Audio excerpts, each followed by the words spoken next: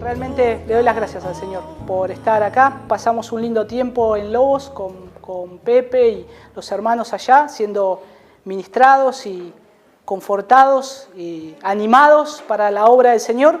Así que fue algo muy lindo, fue muy lindo. Traemos los saludos del pastor Alejandro, que a muchos de ustedes los ha conocido, Alejandro Pelufo, y de Sergio, que también estuvo acá, Sergio Hamdan. Estuve compartiendo el mensaje el domingo pasado en la iglesia de él. Así que realmente muy bueno el tiempo que pasamos. Y ahora estoy muy animado a compartir esta palabra con ustedes y esperemos que el Señor obre, ¿no?, por medio de su palabra, y yo creo que así va a ser. Y justamente en este tiempo, y realmente tocó en este mensaje, de poder estar meditando un poco acerca de algo que está pasando en estos tiempos, cómo la palabra de Dios ha sido quitada de los púlpitos en muchos lugares. Hay otros lugares que todavía se mantienen firmes a la Escritura, a abrir la palabra y a exponerla claramente y como tiene que ser. Porque cuando quitamos la palabra de Dios de los púlpitos, quitamos el poder de Dios de las iglesias. Entonces es necesario volver no solo a la palabra, sino que volver a hacer una buena exposición de la palabra. Y eso Dios utiliza a gente inútil, ¿no? Y a veces en esas cualidades donde yo encajo. Y es ahí donde Dios utiliza a instrumentos para poder estar llevando la palabra del Señor. Pero es necesario que haya una disposición a estar exponiendo claramente la Escritura, volver a abrir la palabra de Dios y que de la misma palabra de Dios salga el poder de Dios. Y que de la misma palabra de Dios el mensaje de Cristo sea anunciado en todo lugar. Y nosotros tenemos que ver que en este tiempo está faltando eso. Está faltando. Hermanos, yo veía, bueno, a veces venimos todos y estamos medio apretados con los chicos. Tendríamos que poner más sillas acá adelante porque hay tanta necesidad de la palabra de Dios. Y mi oración diaria es que hay un compromiso. Yo tomamos el compromiso de exponer claramente la palabra de Dios. Pero el resultado y la obra lo va a dar el Señor.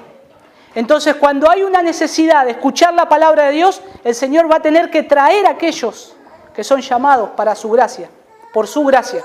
Pero a su vez la responsabilidad de la iglesia de llevar el Evangelio, de llevar la palabra de Dios. Y hermanos, el resultado es que cuando cada uno de ustedes predica el Evangelio de Cristo, ellos van a querer escuchar más. Ellos van a querer escuchar más. Hay un proverbio que dice, si no puedes llevar el caballo al agua, sálale la comida. Porque va a comer y va a tener sed y va a ir al agua. Y nosotros, cada uno de nosotros, tenemos que llevar la palabra de Dios. Y cuando otros escuchan la palabra de Dios, van a querer más. Y van a querer ver dónde es que estás escuchando la palabra de Dios. Dónde es que estás siendo alimentado. Dónde es que están predicando el Evangelio. Y por consiguiente vamos a ver cada vez más gente acercarse al Señor. A escuchar su palabra. Y cuando quitamos la palabra de Dios de los púlpitos, de las congregaciones, de la iglesia, no estamos predicando lo que Jesús predicó.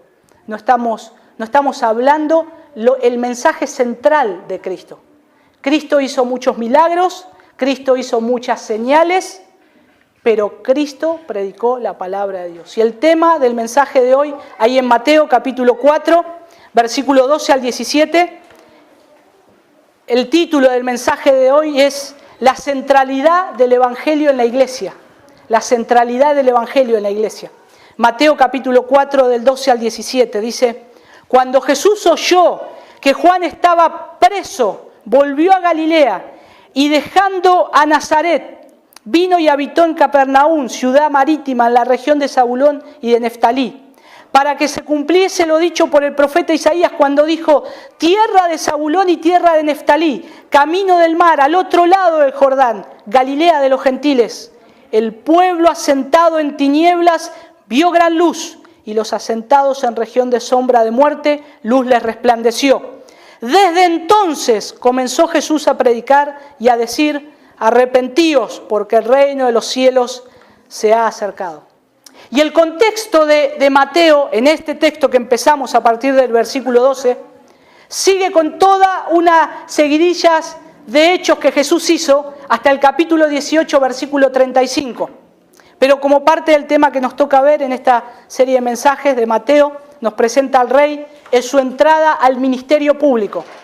Al Rey, a Jesús, en su entrada al ministerio público. Y hoy vamos a considerar a Jesús, su ministerio temprano y cómo lo central de Jesús fue la predicación del Evangelio, la predicación del reino de Dios. Y Galilea y alrededores reciben ese mensaje de Jesús aún ante dificultades de muerte. Y nosotros acá podemos ver cómo el mensaje del Evangelio debe ser predicado en todo lugar.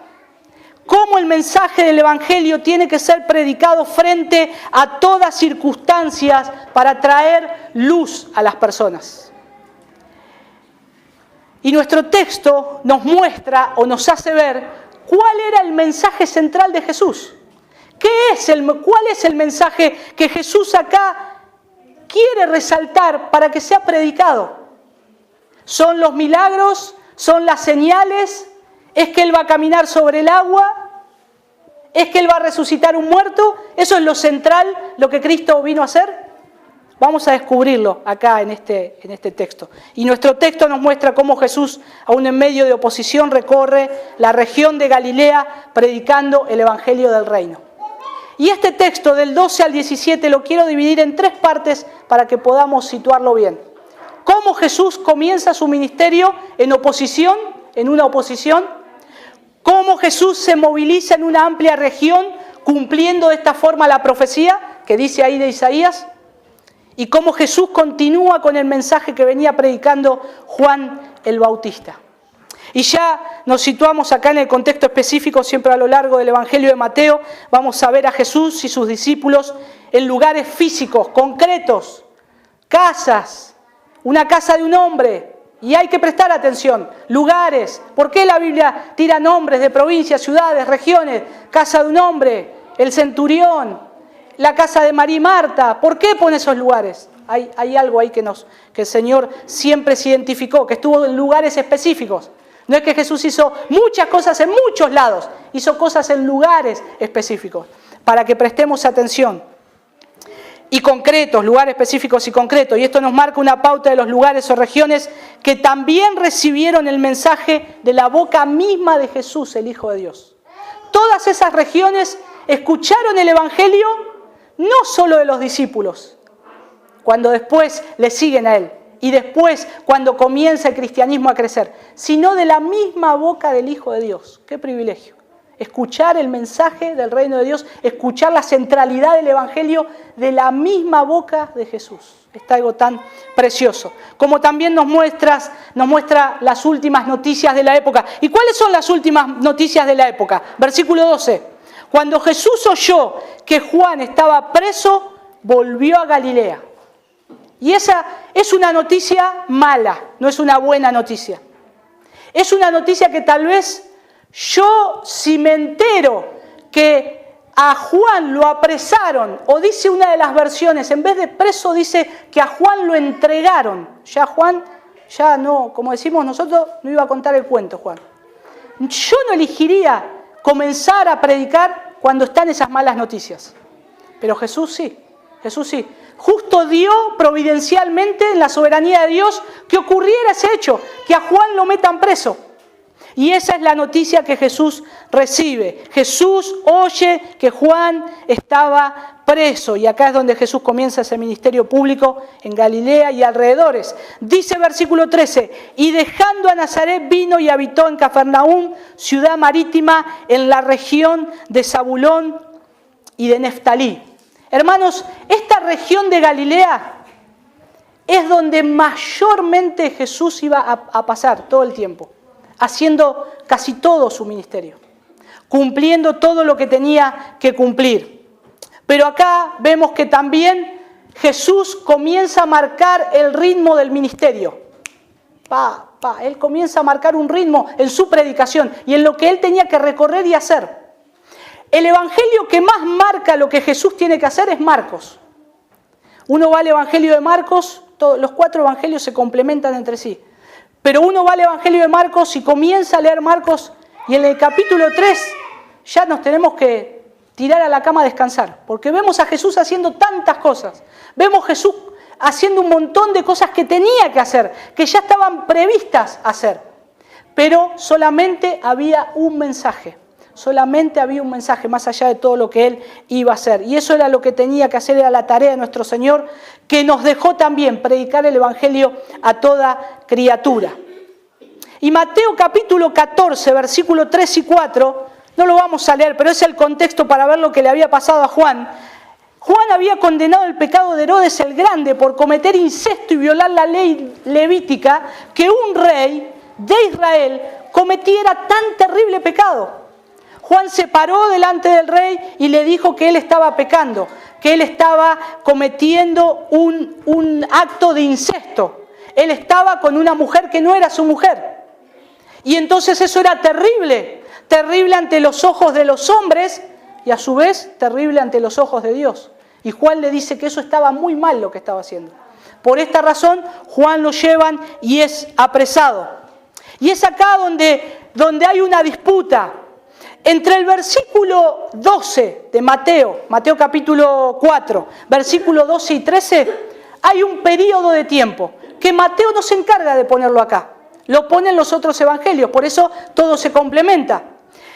Lo que pasa en este lugar, tenemos que ir a Lucas, vamos a ir rápidamente a Lucas. No lo vamos a ver en profundidad, sino solamente para que vean qué pasó.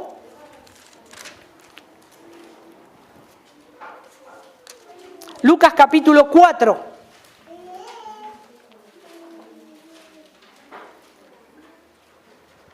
Y ahí hay un suceso. Jesús se presenta, dice, Él vino a Nazaret donde se había criado y en el día de reposo entró en la sinagoga conforme a su costumbre y se levantó a leer.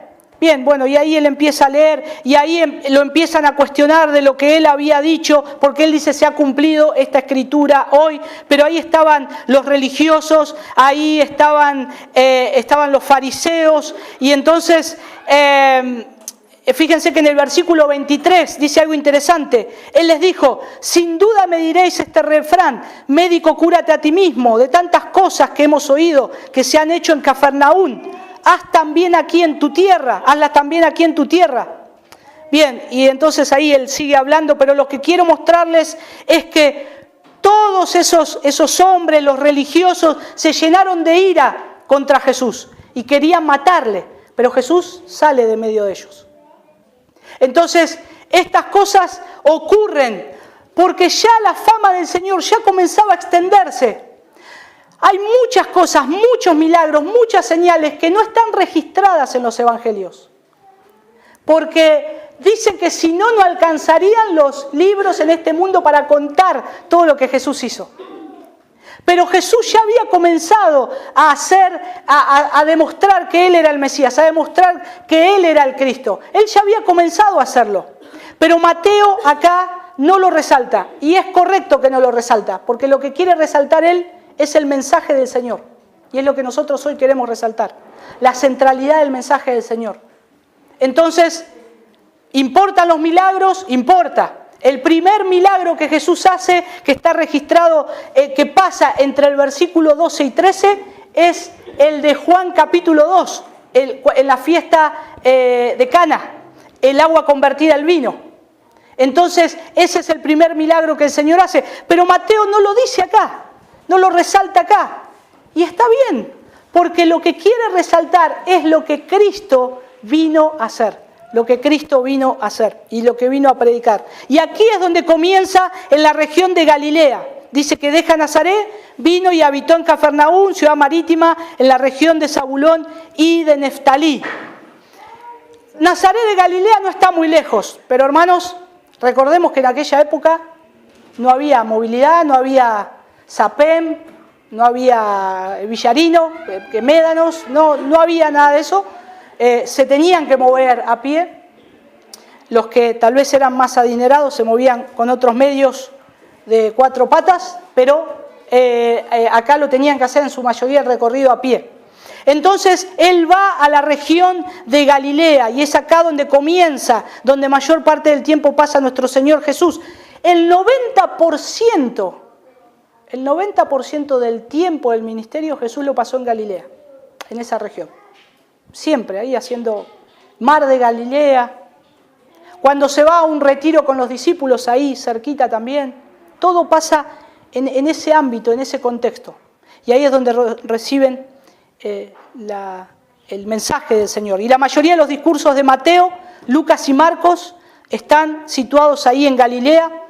Y ahí es donde mayormente van a escuchar el Evangelio los gentiles, gente que no era judía. Por eso Jesús estratégicamente no predicó, a ver, ¿dónde voy hoy? ¿Dónde es que a mí me va a ir mejor? ¿Me va a dar hospedaje? ¿Dónde me va a dar más ofrenda? No, Jesús no dijo eso, pero ¿dónde? No buscaba esas cosas. Jesús veía el lugar donde tenía que predicar el Evangelio porque también la profecía se tenía que cumplir. Y acá es donde nosotros también podemos ver un motivo en el cual Jesús se movió a la región de Galilea. En primer lugar, para no tener problemas en Nazaret. Él ya ahí lo quisieron agarrar y matar, y él se tiene que mover a la región de Galilea. Y él no quería tener en ese lugar problema, pero él tenía que ir a Galilea.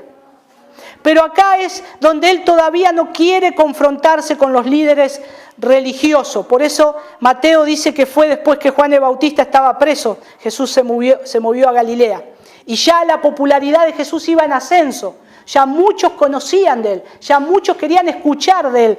¿Quién es este hombre que dice que es el Hijo de Dios, que dice que se cumplió la profecía? Y para evitar una confrontación temprana con los fariseos, él se mueve a Galilea. Y acá hay una aplicación, podemos sacar una aplicación. La religión y el Evangelio nunca han caminado de la mano, nunca.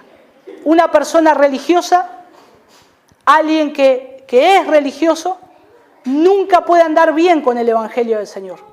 Y siempre todo esto pasó en el ministerio de Jesús. Siempre choque, confrontación con los líderes religiosos. Y eso nosotros tenemos que tener en cuenta. Mientras más involucrada está una persona en una religión infectada por tradiciones humanas, menos dispuesta estará para escuchar y recibir el Evangelio. Menos dispuesta. Y nosotros, que el Señor nos libre de ser religiosos, queremos sentarnos y escuchar al Señor. La religión no nos permite llegar al Evangelio y la religión hace que las personas estén muertas pero vivas, como los muertos vivos. ¿Vieron esas películas de zombies y muertos vivos? Muertos pero vivos. Esto es lo que eran los líderes de Israel. Entonces Jesús se va de Jerusalén, llega de ahí de Nazaret, llega a Galilea. ¿Y cuál fue la esencia del ministerio que el Señor llevó a cabo en esa región? ¿A qué se dedicó Jesús la mayor parte de su tiempo? Vamos a saltar al versículo 17. Desde entonces comenzó Jesús a predicar y a decir: arrepentíos, porque el reino de los cielos se ha acercado. Marcos capítulo 1, versículo 38. Marcos capítulo 1, versículo 38. Él les dijo: vamos a lugares vecinos, para que predique también allí, porque para esto he venido.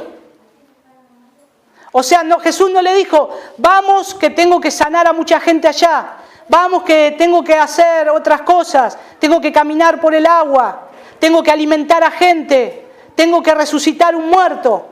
No, Jesús le dijo: vamos a los lugares vecinos para que predique también allí, porque para esto he venido. Y ahí Jesús deja en claro para qué Él viene. Y la mayor parte de su tiempo la dedicó a la predicación del Evangelio, a predicar el Evangelio. Y predicar significa proclamar en alta voz como un heraldo las buenas nuevas de salvación. Predicar significa proclamar en alta voz como un heraldo las buenas nuevas de salvación. Hay otro término que me gusta mucho, que predicar es una declaración autoritativa y a viva voz de la verdad de Dios. Eso es lo que hace todo hombre, todo cristiano, tiene que hacer eso. Y el verbo acá es algo presente. Jesús predicó, Jesús tenía un mandato, predicar. Y esta frase, este verbo presente es estar predicando continuamente hablando, continuamente anunciando el Evangelio del Reino. ¿Por qué? Porque para esto he venido. Jesús dijo, para esto yo he venido. Y Jesús se dedicó a hacer esto continuamente. Durante todo su ministerio Jesús predicó el Evangelio, y esto es algo que en toda congregación, hermanos, no se debe negociar. No se debe negociar.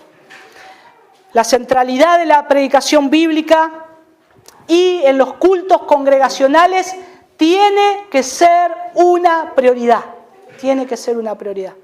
Por muchos años hemos sacado la predicación bíblica y nos hemos distraído con pequeñas cositas para hacer.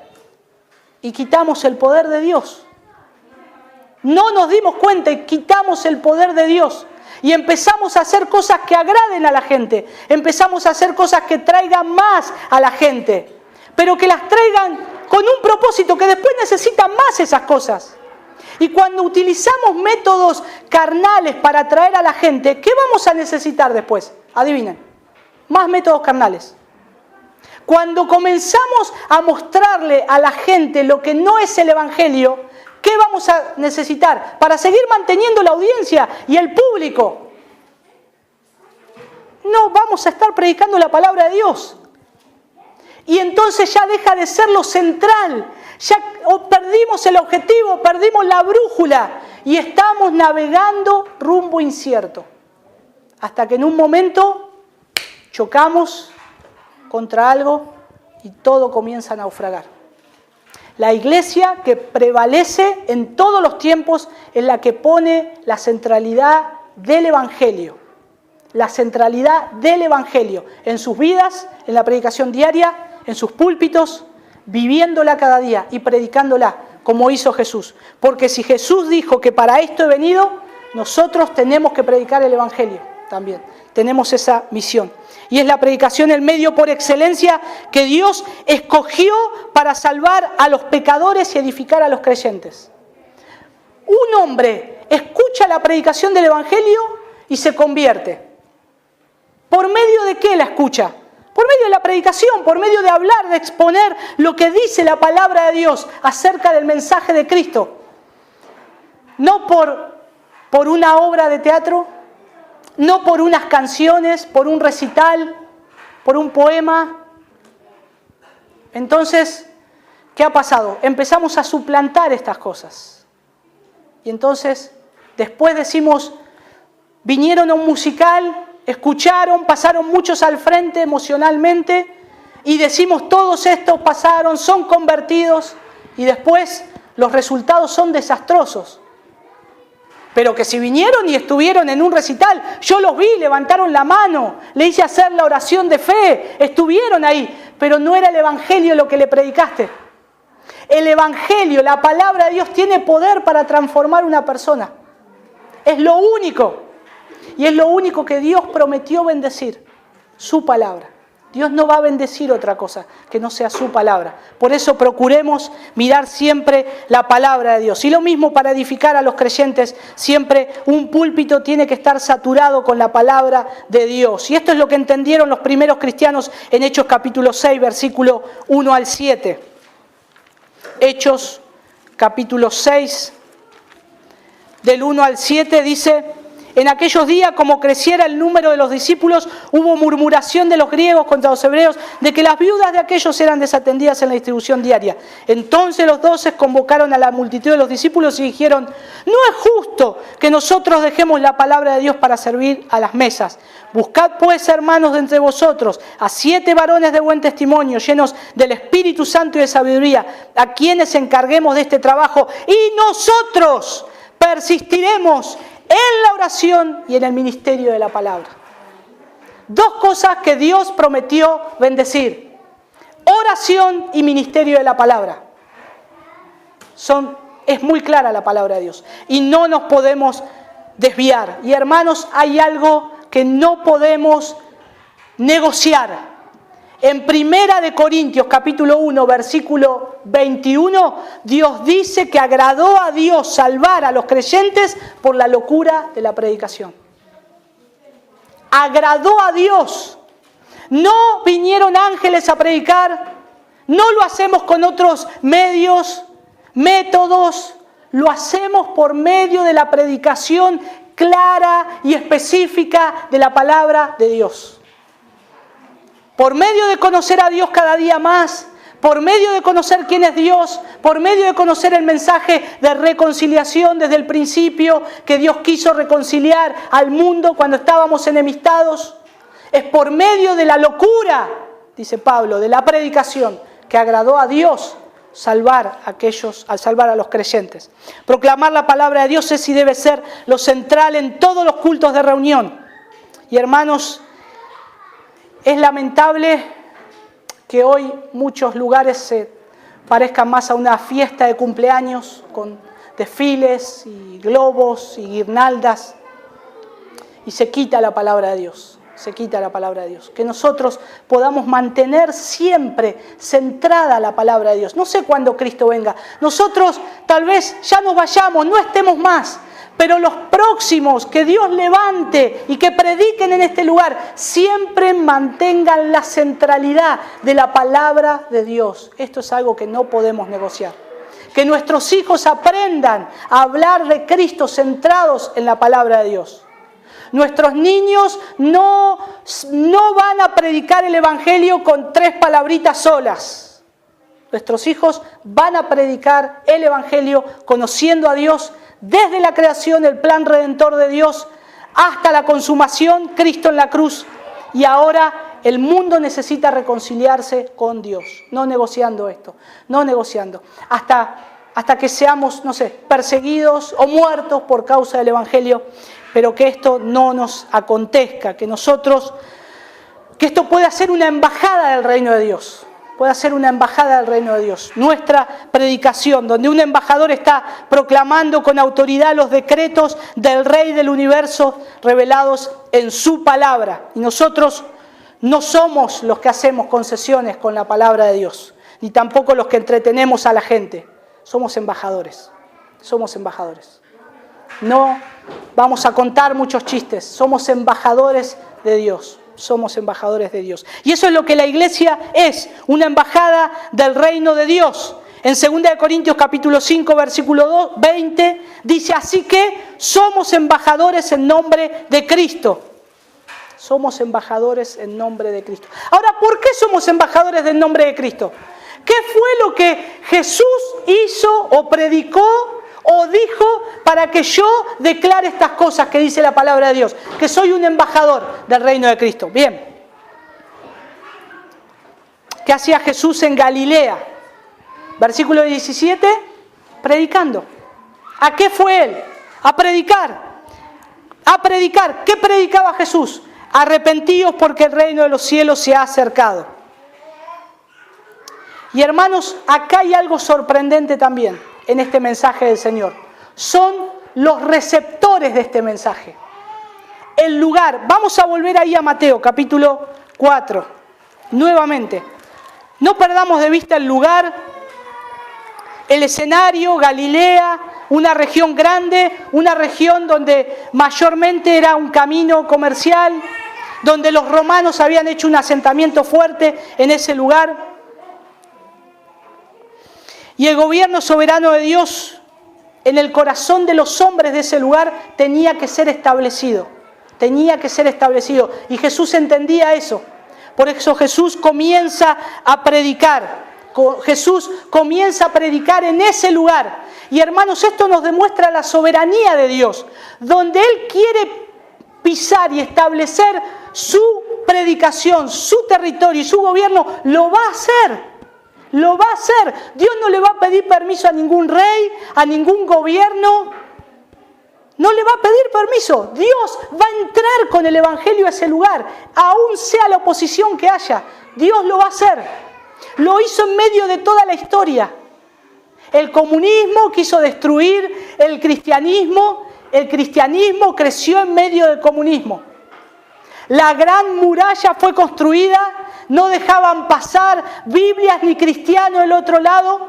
Y ese tiempo los cristianos florecían por todos lados, porque Dios lo va a hacer. Dios es soberano. Donde Él dice, yo reino acá y yo gobierno acá, Él va a estar.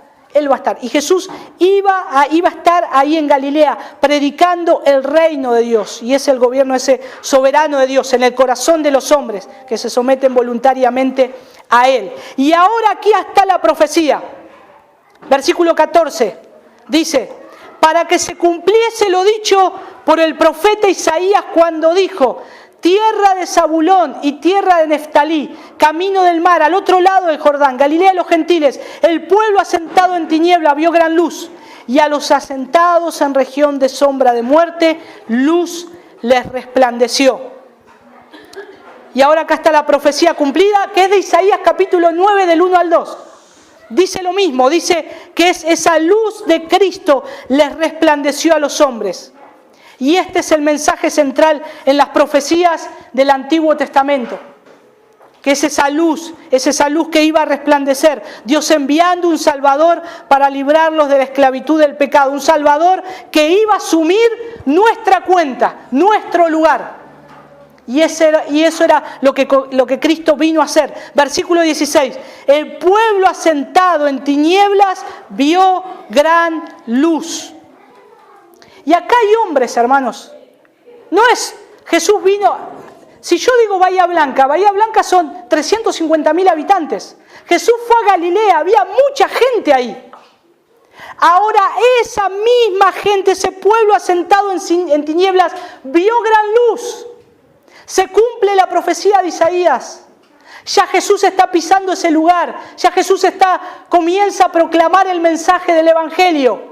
Ya se cumple lo que dijo Isaías. Ahora qué glorioso, eran hombres que estaban prisioneros, que necesitaban escuchar el Evangelio, necesitaban las buenas nuevas del Señor. Y viene Jesús, el mismo Dios hecho hombre, viene a ese lugar y les predica y les habla. Y esa gente oyen de primera mano el Evangelio del Reino. El Evangelio del Reino, de la misma boca de nuestro Salvador. Y hermanos, como le pasa a nosotros y como pasaba en aquel lugar, el pecado era una cosa común para toda esa región, ya que es la misma naturaleza caída del hombre. Entonces esa gente vivía en pecado. Y nadie iba a venir a Cristo a menos que Dios haga una obra de transformación en sus corazones. Y este lugar llamado en la Escritura, tienen ahí ustedes en su Biblia, versículo 15, Galilea de los gentiles, dice el versículo 15. Galilea de los gentiles había llegado a ser un importante centro de ocupación romana. Pero fíjense los contrastes que hay en el versículo 16. El pueblo asentado en tinieblas, ¿qué pasó? Vio gran luz. Tenemos tinieblas, pero tenemos luz. Y los asentados en región de sombra de muerte, luz le resplandeció. Hay tinieblas, ahora hay luz. Hay un pueblo asentado en regiones de muerte, ahora dice la palabra, luz le resplandeció. Todo eso es lo que Jesús vino a mostrarles, pero ¿por medio de qué? De la predicación del Evangelio. Por medio de la predicación del reino de los cielos. Luz le resplandeció. Por eso, hermanos, lo único que va a traer luz a los hombres es el Evangelio de Cristo. Lo único que va a iluminar el corazón de un hombre muerto en sus delitos y pecados es la palabra de Dios. Es el mensaje del Señor Jesús. Es el mensaje de Cristo. Eso es lo mismo lo que hace el mensaje de Cristo. La palabra, el verbo, trae luz donde no la hay. Cuando es predicada la palabra de Dios, ahí hay vida. Cuando predicamos la palabra de Dios desde este lugar y se escucha la palabra de Dios, hay vida en la vida de las personas, muertas tal vez en sus delitos y pecados. Donde hay oscuridad y muerte, la luz de Cristo trae vida y entendimiento espiritual. El salmista lo describe preciosamente en el Salmo 19, versículo 8, la segunda parte. Salmo capítulo 19, versículo 8. Dice la versión de las Américas: el mandamiento del Señor es puro, que alumbra los ojos. El mandamiento porque el mandamiento del Señor es puro, que alumbra los ojos. La palabra de Dios es la que trae luz, es lo único que trae luz. Proverbios capítulo 6, versículo 23, la primer parte. Proverbios 6, 23. Porque el mandamiento, ¿qué es? Lámpara, y la enseñanza es luz, dice una versión. Porque el mandamiento es lámpara y la enseñanza es luz. Ahora, Jesús, hecho hombre, va a la región de Galilea y se cumple lo que dijo el profeta. El pueblo que estaba asentado en tinieblas vio gran luz, vio luz. Luz le resplandeció. Imagínense nosotros transportarnos ahora como agentes secretos, sin que nadie nos vea. Estoy haciendo una imaginación. Vi un dibujito cristiano que hacía esto, ¿no? Está bueno, pero es una caricatura. Se va al mismo lugar donde Jesús ocurre en los hechos. Jesús, la región de Galilea, el mar, y él predicándoles. Nosotros sabiendo todo lo que sabemos ahora. Hermanos, qué gozo. Qué gozo es ver esa gente. Pero a su vez vemos que están los religiosos oponiéndose. Que están los religiosos no prestándole atención. Y si nosotros pudiéramos saltar y decirle: es Jesús que te está hablando, es el Hijo de Dios, yo no voy a tener esa posibilidad de verlo a Él y de escuchar el Evangelio de primera mano de Él. Gloria al Señor que tenemos su palabra completa y revelada, que trae mayor luz a nosotros. Y tenemos que seguir firme, predicándola y aprendiendo. En 2 de Pedro capítulo 1, versículo 19,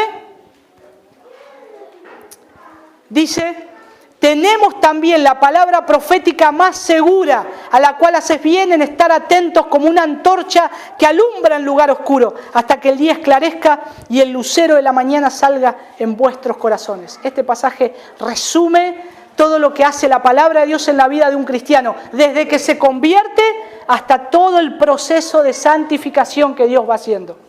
La palabra de Dios me alumbra.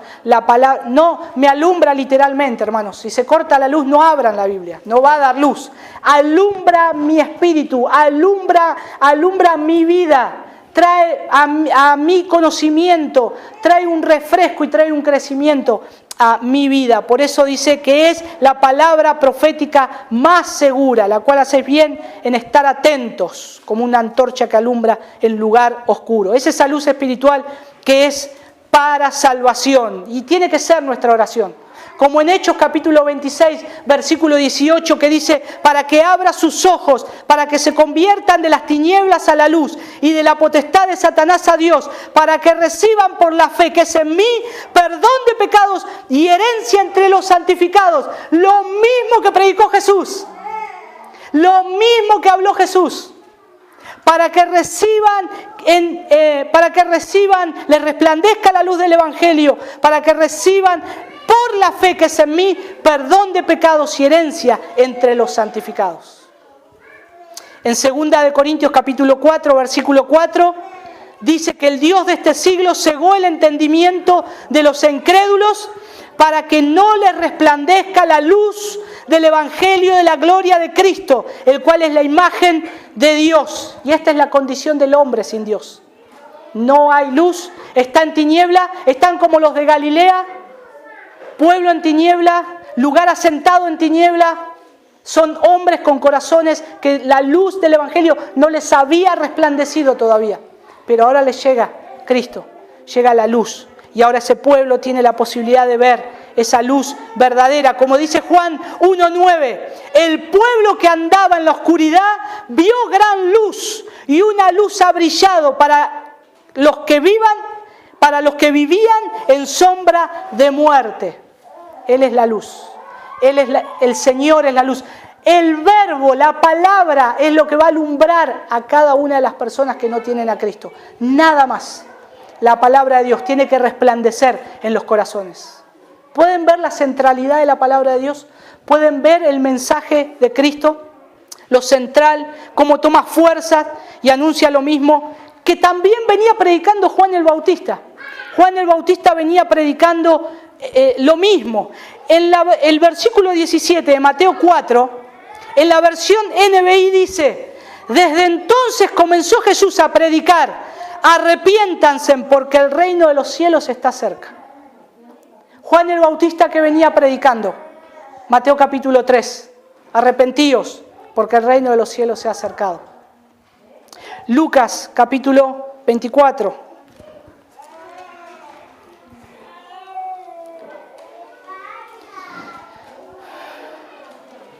Versículo 47. La gran comisión es esto, y que se predicase en su nombre el arrepentimiento y el perdón de pecados en todas las naciones, comenzando desde Jerusalén. Hechos, capítulo 2.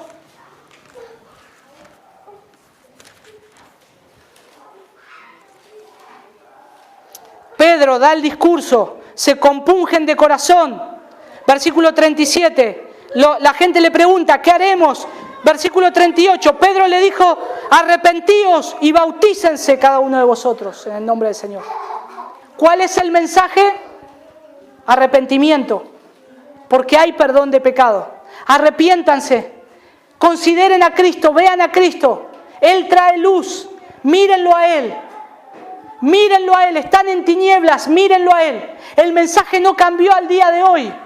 Pedro no amoldó el mensaje a la época. Pedro hizo lo mismo que dijo Jesús cuando lo escuchó, que resucitó, que se predicase arrepentimiento y perdón de pecado. Jesús hizo lo mismo que venía siendo el mensajero de él, Juan el Bautista, preparando el camino del Mesías. Arrepiéntanse, arrepentíos porque el reino de los cielos se ha acercado. Es que, hermanos, ese es el mensaje central del Evangelio, que todo hombre hoy necesita reconciliarse con Dios. Y es por medio del arrepentimiento, de reconocer que no tenemos a Dios, que estamos en tinieblas, que estamos en problemas. Y cuando la luz resplandece, nosotros debemos correr hacia la luz en arrepentimiento y fe en el Señor. La fe es esa fe que nos salva, no nuestra fe. La fe es el medio por la cual el Señor utiliza para que nosotros podamos reconciliarnos con Dios, llegar a Él, sino que es por medio de su gracia, preciosa gracia del Señor. Y acá ya el inicio del ministerio público del Señor Jesús, y es una orden imperativa: arrepiéntanse, arrepiéntanse, arrepiéntanse. El arrepentimiento es necesario, es una de aquellas verdades que forman la base misma del cristianismo. Y todos, desde los pequeños hasta los grandes, desde los ricos hasta los pobres, desde el intelectual hasta el más ignorante, todos hemos pecado delante de Dios. Todos somos culpables ante Dios. Por lo tanto, debemos arrepentirnos y convertirnos si queremos ser salvos. Y Mateo toma la particularidad de escribir el reino de los cielos, versículo 17, en comparación con el resto de las escrituras que dice el reino de Dios.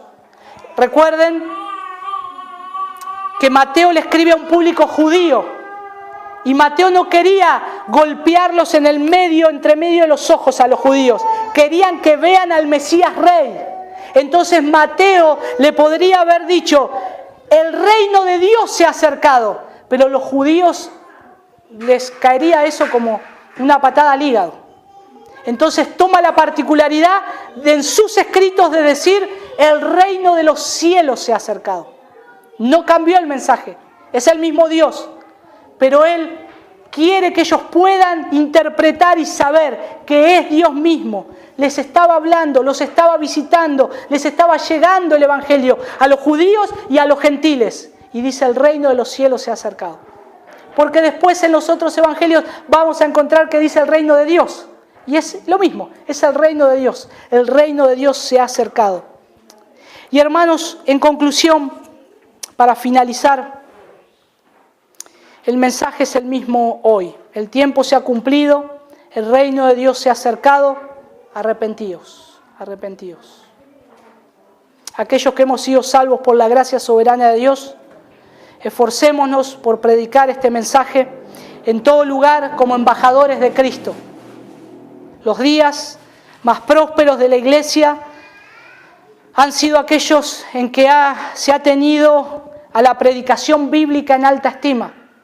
Cuando se empezó a sacar el arrepentimiento de los púlpitos, comenzaron los problemas. Cuando empezamos a sacar la centralidad del mensaje de Cristo, arrepiéntanse, porque el reino de los cielos se ha acercado, comenzó a desbandarse todo. No sé cuándo ocurrió, hace mucho tiempo, pero ya hoy sufrimos las consecuencias. Hoy tenemos que volver a predicar lo mismo que predicó nuestro Señor Jesucristo. Arrepentíos, convertíos a Dios, acerquémonos a Dios ahora que hay tiempo, seamos embajadores de Cristo. Y nuestra misión esta es nuestra misión y es nuestra tarea. Por el contrario, los tiempos más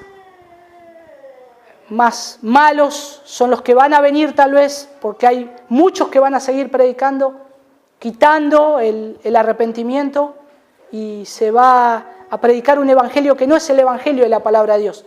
Pero alentémonos, sigamos predicando en todo lugar el evangelio de Cristo. Este es el evangelio verdadero, esto es lo que predicó Jesús, esto es lo que dice la Escritura, esto es lo que tenemos que poner en alto, porque Dios va a bendecir su palabra. No nos cansemos, no nos pongamos mal, no vemos resultados, predicamos, no vemos resultados. Dios va a bendecir su palabra.